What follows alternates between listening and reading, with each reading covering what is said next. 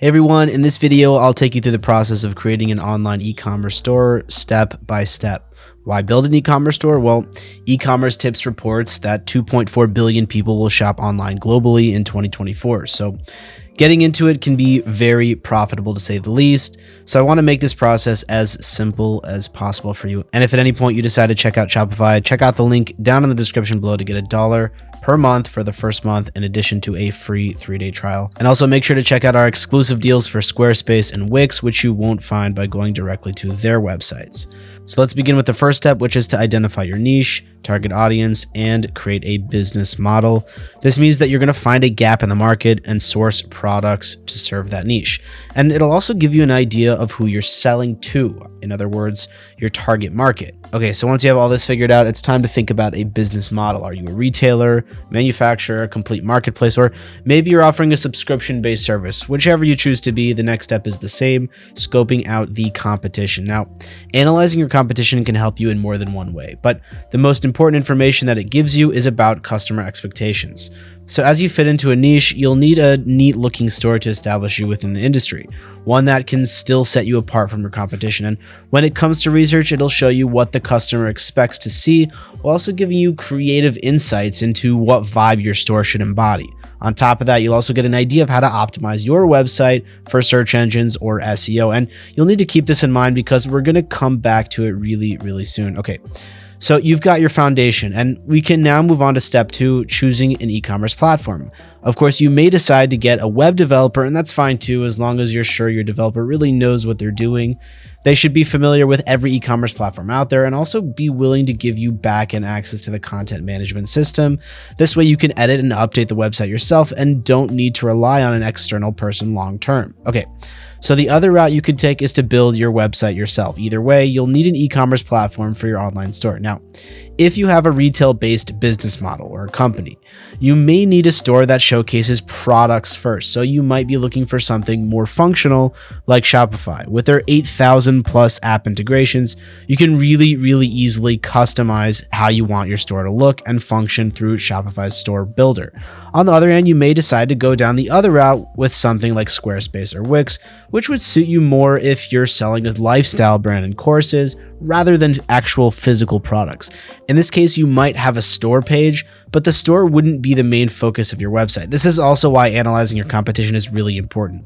So you know what your website's layout will be and how your online store will look, and it'll also give you an idea of how much backup space you need from the platform. Now, if you're taking a full supermarket online, for example, you'll need a lot more space than if you only offer a few hundred products.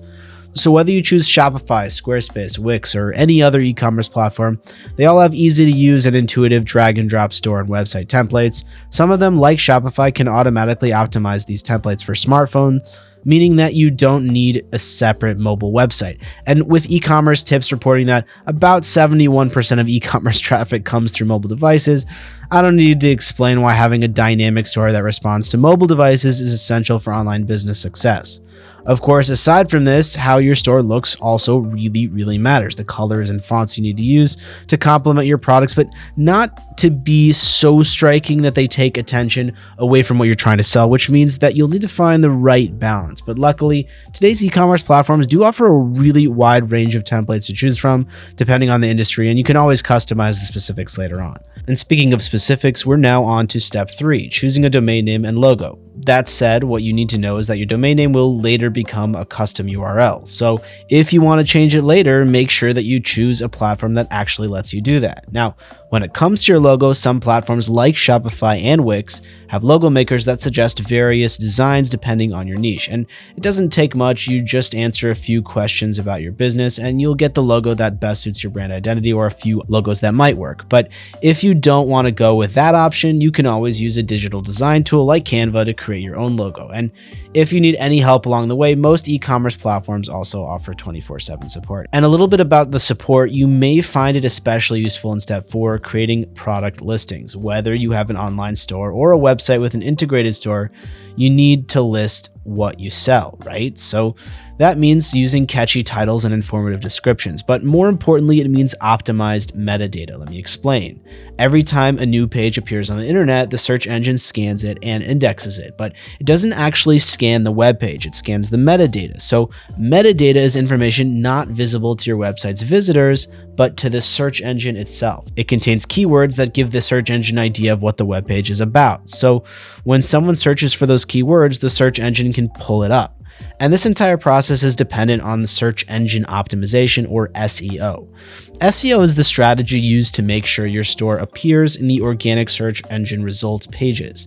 It depends on keyword research and constantly updating your content so you stay on top of recent trends and keep your content and products relevant. Now, you can do this easily with an SEO app integration like Yoast SEO, which will let you know how to improve your strategy to maximize traffic. Yoast remains one of the industry leaders as an SEO plugin, but it's only available with Shopify and WordPress right now. However, other platforms also have their own SEO plugins that you can explore yourself. Okay, so once you have your optimized product list and keywords with metadata, you're ready for the last step, setting up your payment gateway.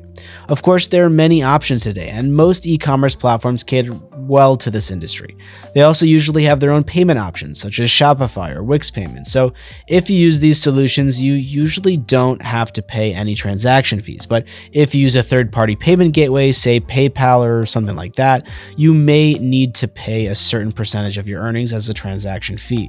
So it's best to check their rate because it varies across platforms and plans. Now, when it comes to the checkout process, you should also evaluate how seamless it is, just to be sure if your customers can check out in their own currency.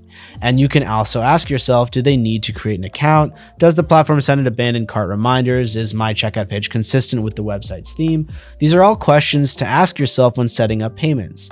Another thing to ask yourself is if you can offer a physical point of sale, or POS. While an online store means a digital point of sale, an actual POS is possible. You may also like to have a physical POS as your customers can pick up their goods in person. You may wonder why this is necessary, but to convert leads, it's important to give your customers as many options as possible. And if you're able to do it, then why not?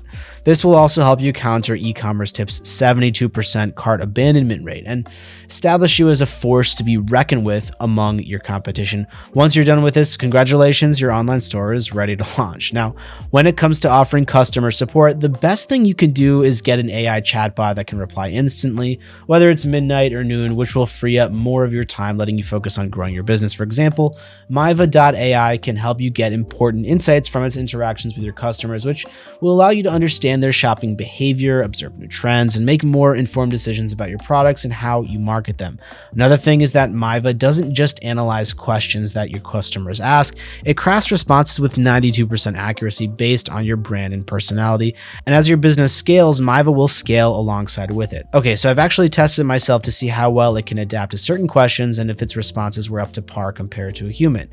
And if you're interested in learning more about Myva.ai, or you've decided to give it a try, you can find the link to my review down in the description, as well as a discount link right to Myva. Now, guys, I'm not sponsored by any e-commerce platform, but I do want to say that Shopify offers all the features that I've mentioned. Additionally, you get fraud analysis and automatic tax calculation with every plan. And if you choose Shopify's advanced plan at about $300 per month with annual payment, you also get advanced sales reports, up to 15 staff accounts, and carrier calculated shipping, which means you can give your customers real-time delivery updates. And as someone who's built several online stores, I've used Shopify pretty much every time for its many features. Of course, if you're running a smaller business, you may not need most of them and might not be able to afford this plan. Instead, you can get all the base features at the $29 per month basic plan. On the flip side, though, if you want to scale your business and go massive, you can go for the Plus plan for $2,300 a month, but this is for much larger business. Plus, you can always use the link in the description to be able to try out any of Shopify's plans for only $1 for the first month